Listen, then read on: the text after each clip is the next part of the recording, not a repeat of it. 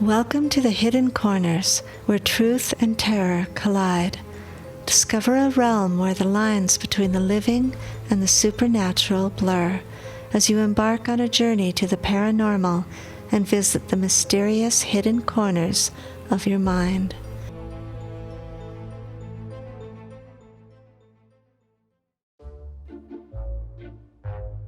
Tonight, on Countdown to Halloween, we are reading The Visitor in the Vault by Joseph Payne Brennan, read by Justin King.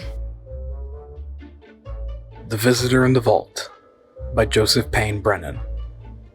Newling hated the vault, hated its shadows, its silence, its cold, stale air. But this morning there could be no escape. Preston Haver's books had been sorted and classified, and Mr. Twace, the head librarian, had given instructions that some of the most valuable of the lot were to be stored in the locked basement vault. Running his hand through his thinning hair, Newling pushed the book truck into the staff elevator. Mrs. Joy, the desk attendant, watched him with an abstracted expression. There was no one else in sight. Mr. Twace was in his private office, reading the morning mail. The elevator glided to a smooth stop, and Newling rolled out the truck. Fretting with irritation, he started down the long, dimly lit corridor, which led to the locked vault. Preston Haver has always had been a nuisance, always poking and prying around the library, looking for some outlandish book which no one had ever heard of. He had given Newling many a start as he shuffled suddenly into sight around a bookshelf, grinning and nodding like an overgrown gnome. Some weeks before he had donated and shipped his entire private book collection to the library. Mr. Twace had been ecstatic, but Newling considered the whole business a bother. Reaching the far end of the corridor, he stopped before the massive locked door of the vault, twirled the shiny dials until he heard the familiar faint click, and then pushed ajar the heavy metal door. Frowning, he rolled the truck inside. The atmosphere of this vault, this morning, seemed even more oppressive than usual. It seemed far colder than it ordinarily was. Newling shivered as he brought the truck to a stop and scanned the shelves for a suitable spot for the books. Most of them were vellum-bound in canobula, written in Latin and embellished with archaic designs. Remembering Preston Haver's yellow-toothed smile and bony hands, Newling lifted the books with distaste. He began placing them on shelves as rapidly as he could, occasionally glancing behind him into the deeper shadows of the vault. The lighting was far from adequate, and although Mr. Twace had promised that something would be done, somehow nothing ever was. Newling filled one shelf and started another. He was cold in spite of his hurried movements. He glanced toward the vault door to make sure that it was still open. More than once he had had nightmares about being shut up in the vault. The book truck was nearly empty, and he was beginning to feel somewhat relieved, when he suddenly froze with his arm half outstretched towards a shelf. He had heard nothing and seen nothing, but he knew, even before he turned, that he was no longer alone in the vault.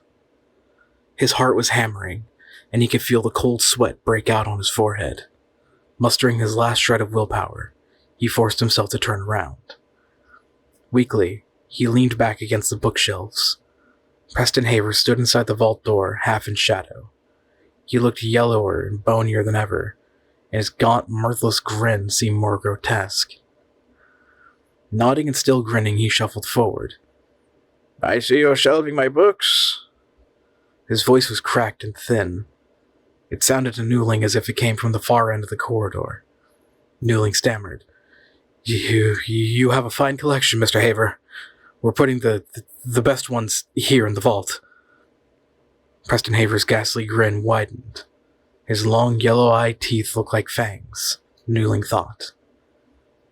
He peered at the librarian with his reddish eyes. "There's just one." His eyes roved the shelves. "One that I sent by mistake. I want it back." Newling nodded. "Of course. Could you, describe it, sir?" The visitor stared at him with a kind of enigmatic smirk.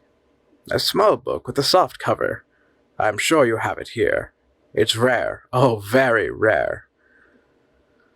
He threw his head back and laughed, while Newling listened in horrified fascination. He had never heard Preston Haver laugh before, and he hoped he never did again. Regaining some measure of composure, Newling turned to the shelves and began a systematic scrutiny. He felt thoroughly chilled to the very marrow. Of course it was imagination, but Preston Harver's presence seemed to have immeasurably intensified the oppressive, clammy atmosphere of the vault. Newling sighed with relief when he spotted the book. His unwelcome visitor literally snatched it out of his hand, a quick gleam of triumph in his glowing eyes. He chuckled with glee. Newling recoiled from his evil grin.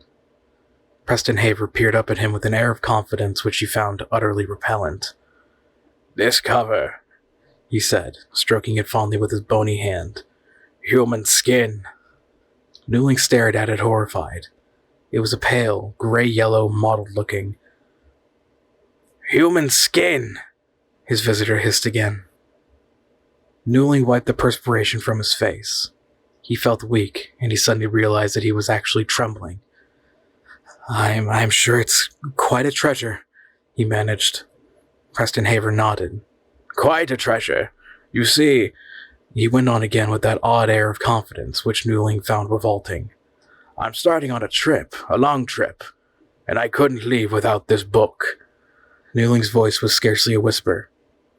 "I'm glad we found it." His visitor moved toward the vault door. Just before reaching it, he turned, and his red eyes sought out the librarian's. His face contorted into one last, lingering, malignant grin, and then he was gone. Newling leaned against the shelves for a full 5 minutes before he summoned up enough strength to finish emptying the book truck.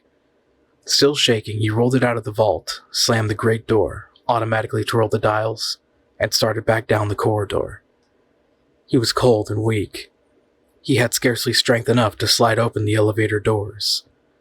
He stepped out of the elevator into the large open shelf room of the library with a feeling of indescribable relief. He felt as if he had ascended from a tomb. Mr. Twace, the head librarian, was coming down the aisle. He stopped when he came abreast of Newling.